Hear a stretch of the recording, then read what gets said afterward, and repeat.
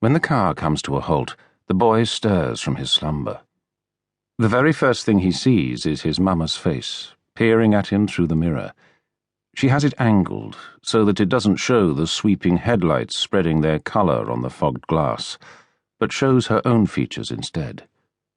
Mama is tall and elegant, with hair at once yellow and grey, and blue eyes, just the same as the boy's. In the thin mirror shard, she traces the dark line under one of those eyes with the tip of a broken fingernail, then spreads it as if she might be able to see more deeply within. The boy shifts, only to let Mama know he is awake. Outside, unseen cars hurtle past. "Are we there, Mama?" His mother looks back.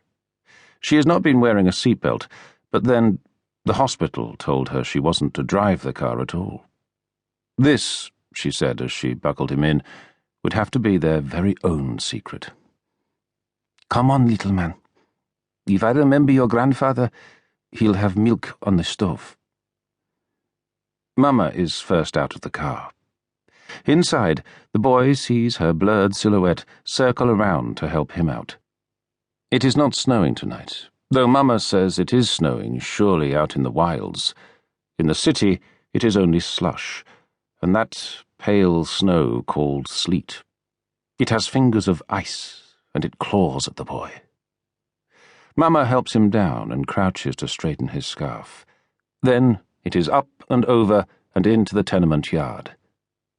On one side, the road rushes past, with rapids as fearful as any river, while on the other, the yard is encased by 3 sheer walls of brick. Eyes gaze down from every wall, half of them scabbed over by black plastic sheeting, the others alight in a succession of drab oranges and reds. The tenement is a kind of castle where grandfather lives. Mama says the boy has been here before, but that was in a time he cannot remember, and might even have been before he was born. Together they cross the yard, to follow an archway of brick and cement stairs to the levels above. The path goes all the way around the building, like a trail climbing a mountain, and at intervals the boy can peer down to see the car itself dwindling below. At last, 3 stories up, Mama stops.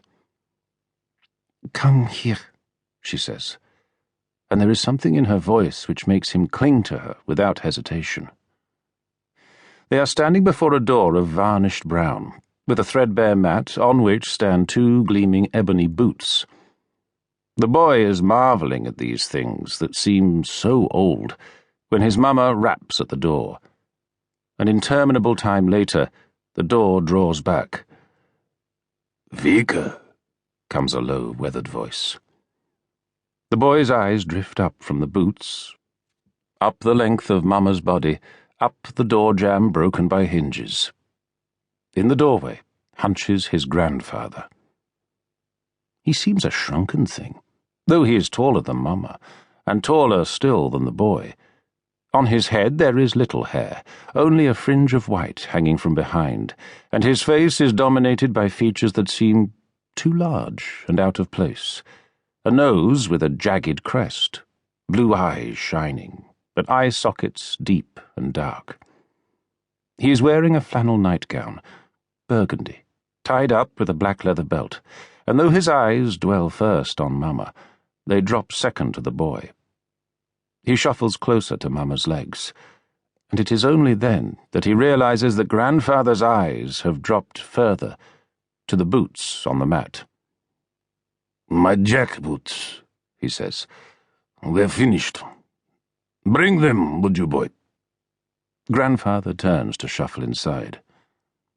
"Oh, Vika." "We'll talk soon, Papa." After Mama has gone in, the boy picks up the jackboots and follows. It is a small place, with a narrow hall and a kitchen at the end.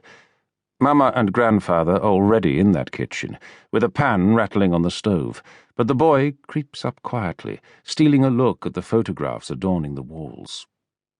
In them, he sees people he does not know, a Mama and a Papa, and a baby.